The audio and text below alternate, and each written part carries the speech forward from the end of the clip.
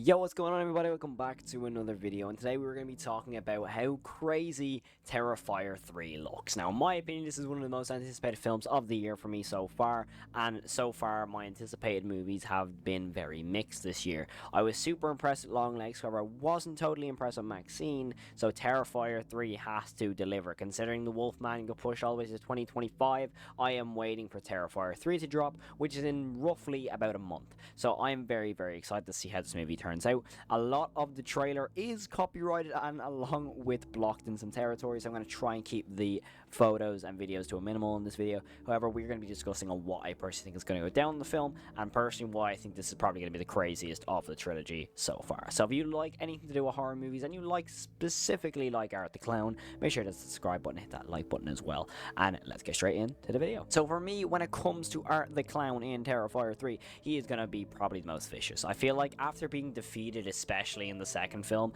I feel like it's going to have a little twist on him. I mean, considering we've got multiple interviews saying that David Howard Thornton, the actor of Art the Clown, has come out and said that he has nearly puked on set while filming some specific scenes, I definitely feel like we're going to get some insane levels of gore, and specifically in that shower scene with the chainsaw, I mean, there's only one way that's going to turn out, and that's body parts flying everywhere. So when it comes to this film, I think we're going to get a lot of the same gore when it comes to Terrifier 2, because what has come out in a lot of interviews I've heard from both Damien Leone and David Howard Thornton is that they want to keep improving and pushing the limits from the previous films. And for me, that is a very challenging task. I mean, when you have the bedroom scene of Terrifier 2, it's a really hard meet. Like, for me, when it comes to that scene in specifics, I think it's probably the most gruesome death scene I've ever seen on a movie, and I've seen pretty much every Saw, and a lot of those films really get me, cringing. So when it comes to Terrifier 2, there hasn't been a scene like that bedroom scene that I've seen where I've actually had that sort of reaction. I feel like that when it comes to Terrifier 2, it had definitely pushed the boundaries. However, the story was a little bit iffy. There was definitely a story there, considering of how Terrifier 1 had not much story. I do think that Terrifier 2 had a much improved story. However, it still needed more improvement, which we are hopefully going to see in Terrifier 3. Now, for me, I think we're going to get a lot of story elements in Terrifier 3, considering a lot of the critiques I've seen for Terrifier 2 is the story. I feel like we're going to get some sort of improvement. I feel like Sienna has to be the main part of this film, along with Art the Clown. I mean, the second film is pretty much that same way as well, but I definitely feel like we're going to get a little more fleshed out story when it comes to Art the Clown. I feel we're going to get some sort of backstory, whether it be his origin or whatnot, but for me, if they stick with the original origin like we got in All Hallows Eve, it turns out he's like basically a demon or the devil. So I hope it's kind of different to that, considering that those who have watched those films like myself will probably just expect that to be the case. But I definitely feel that there is some elements in this trailer that specifically kind of leans towards the sort of devilish kind of way of Art the Clown, which I hope isn't the case, because we've got so many demonic horror films nowadays. It's kind of like a cliche. So I hope that they kind of do something just a little bit more unique than that,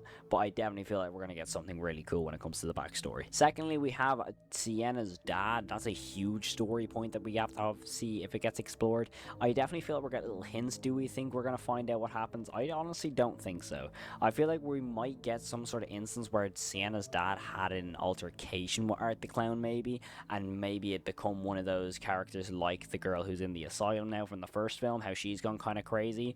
As we do know, Sienna's dad supposedly got in a car crash of his own doing. So when it comes to that sort of thing, maybe that's what's going to happen to the character from Terrifier 1, where she goes a little bit crazy, because she is meant to get a lot more screen time in this film. So it's definitely interesting to see how she plays out. I feel like she'll be just as scary as Art, in my opinion. Like, I feel like just the look of her alone is terrifying enough, ignore the pun, but I definitely feel like she'll be a huge part of this next film. So I definitely think we'll get little hints towards Sienna's dad. Will we get a full story? Honestly, I don't know. If we go for a full 2.5-hour runtime yet again, there is very much a possibility we get that. Another thing is, I'm going to say a really controversial thing. I think Jonathan, the brother character, could actually die in this film.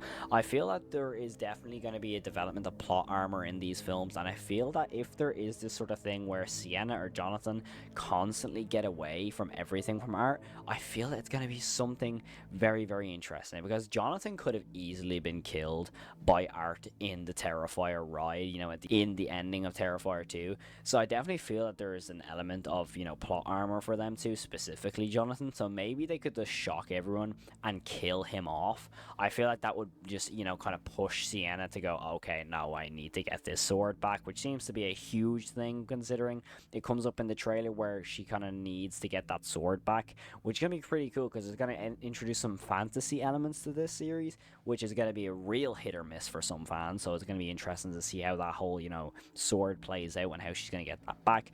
But ultimately, I feel that there is a possibility that Jonathan could get chalked off the board just to shock fans. But ultimately, what do you think will go down in Terrifier 3? I definitely have really high expectations for this. It comes out in a month, so I'm really hoping it does well. I obviously will make so much money, but I really just want to see a proper good film like the second one. So let's see how it turns out. But ultimately, if you did enjoy this video, make sure to smash the like button down below. Make sure to subscribe if you like anything to do with horror, and also let me know in the comments below what you think is going to happen in Terrifier 3. But that's going to be the end of today's video. Thank you all so much for watching. I will check you in the next one, and as always, stay safe. Peace. First shot of this episode. Tammy picks this house. Oh, what about that one? Now, if you ask me, that is the, you know, worst house you can pick. It has wallpaper on the outside.